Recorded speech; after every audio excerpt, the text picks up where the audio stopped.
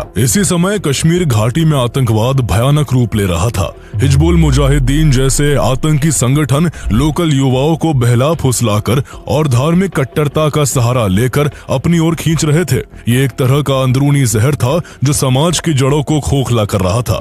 इसके पीछे हिजबुल मुजाहिदीन के 2 कमांडर्स अबू सब्जार और अबू तोरारा जैसे खूंखार आतंकी थे, जो न सिर्फ कश्मीरी युवाओं को ब्रेन वॉश कर भर्ती करते थे, बल्कि दक्षिण कश्मीर के दूर दराज के इलाकों में दहशत फैला रहे थे। ये आतंकी घने जंगलों और पहाड़ी गुफाओं में छिपकर रहते, जहां से वो भारत और भारतीय सेना के खिलाफ लगातार साजिशें करते। वो अंडरग्राउंड होकर काम करते, जिससे भारतीय सेना के लिए उन तक पहुंचना और एक्यूरेट इंटेलिजेंस जुटाना बेहद मुश्किल हो गया था। ये लड़ाई अब एक दिमागी खेल बन चुकी थी, जहां दुश्मन आम नागरिकों की भीड़ में अपनी पहचान छुपाकर बैठा था। आतंकी जानते थे कि सेना के लिए लोकल कश्मीरीज के बीच से उन्हें निकालना कितना मुश्किल होगा। उनसे निपटने के लिए सेना को एक ऐसे जाबाज सैनिक की जरूरत थी जो इन आतंकियों के बीच घुल मिल सके, उनके विश्वास को जीत सके और अंदर घुसकर उन्हें खत्म कर सके। सेना की इंटेलिजेंस यूनिट को इस रोल के लिए कैप्टन मोहित शर्मा से बेहतर कोई नहीं लगा, जिनकी शुरू से ही आतंकियों को ठिकाने लगाने की तमन्ना थी। ये बेहद खतरनाक मिशन था, जिसमें उन्हें गुमनाम होकर काम करना था, जिसमें रिवॉर्ड की कोई गारंटी नहीं थी और शहादत का पूरा जोखिम था। इन सभी खतरों को जानते हुए भी मोहित शर्मा तुरंत इसके लिए तैयार हो जाते हैं। प्लान बनाया जाता है कि मोहित शर्मा को एक नई पहचान दी जाएगी और उनका नाम इफ्तिखार भट्ट होगा। प्लान के हिसाब से मोहित शर्मा को इफ्तिखार भट्ट बनकर हिजबुल मुजाहिदीन के दोनों कमांडर्स अबू सब्जार और अबू तोरारा तक पहुंचना था। उनका भरोसा जीतने के लिए उन्हें उन आतंकियों को एक झूठी कहानी सुनानी थी कि 3 साल पहले भारतीय सेना ने एक एनकाउंटर में उनके भाई को मार दिया था और अब वो इसका बदला लेना चाहते हैं। प्लान के अकॉर्डिंग मोहित शर्मा अपने आप को एक कश्मीरी के रूप में ढालना शुरू कर देते हैं। वो अपनी दाढ़ी और बाल बढ़ाते हैं जो उनके कंधों तक पहुंचने लगे।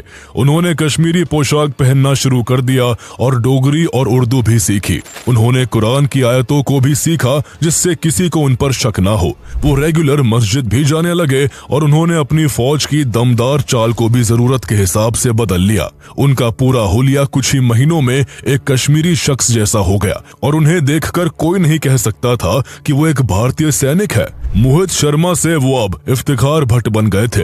वो फिरन पहनकर कश्मीर की गलियों में घूमते, लोकल लोगों से बात करते और अपने भाई की मौत का बदला लेने की कहानी सुनाते।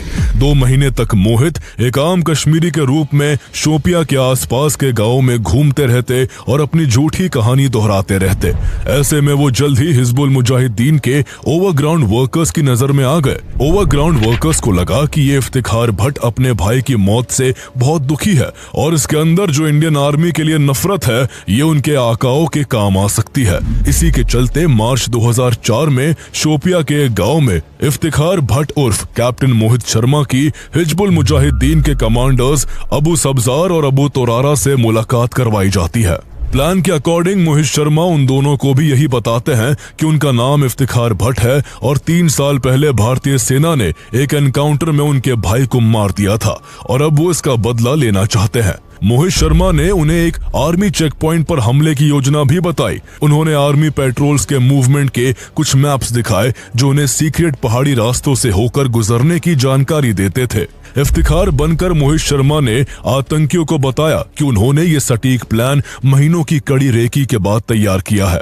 हालांकि इफ्तिखार का ये कदम जोखिम भरा था, क्योंकि अगर आतंकियों को उनकी बातों पर थोड़ा भी शक होता तो उनकी जान जा सकती थी। लेकिन मोहित शर्मा की तैयारी और एक्टिंग इतनी अच्छी थी कि आतंकियों को उनकी कहानी सच लगने लगी। वो उनके बदले की भावना से बहुत प्रभावित थे। उन्हें लगा कि ये लड़का उनके लिए एक बड़ा हथियार साबित हो सकता है और इसके जरिए भारतीय फौज पर एक बड़ा हमला किया जा सकता है। अबू तोरारा और अबू सब्जार को जब उनकी बातों पर यकीन हो गया तो उन दोनों ने मोहित शर्मा से कहा, तुम्हारा प्लान काफी सॉलिड है, हम इस पर जरूर काम करेंगे, लेकिन अभी तैयारी करने के लिए सभी को कुछ दिनों के लिए गायब होना होगा। इस पर मोहित शर्मा ने जो जवाब दिया उसने दोनों आतंकियों को और भी प्रभावित कर दिया। इफ्तिखार बने मोहित शर्मा बहुत गुस्से में कहते हैं, भाईजान, मैं मिशन पूरा किए बिना गाँव वापस नहीं जाऊंगा, चाहे आप साथ दे या नहीं। इफ्तिखार का ये जज्बा देखकर अबू तुरारा और अबू सब्जार को लगा कि ये लड़का सच में सेना से इतनी नफरत करता है कि किसी भी हाल में मिशन को अंजाम देना चाहता है। इस पल वो दोनों आतंकी मोहित शर्मा के जाल में पूरी तरह से फंस चुके थे और इसके बाद वो ऐसी गलती करने वाले थे जिसकी कीमत वो अपनी जान देकर चुकाने वाले थे। वो दोनों मोहित शर्मा को अपने सबसे सुरक्षित ठिकाने पर ले जाते हैं। इस तरह भारतीय सेना का शेर शिकारियों की मांद में घुस चुका था। अगले 2 हफ्तों तक मोहित शर्मा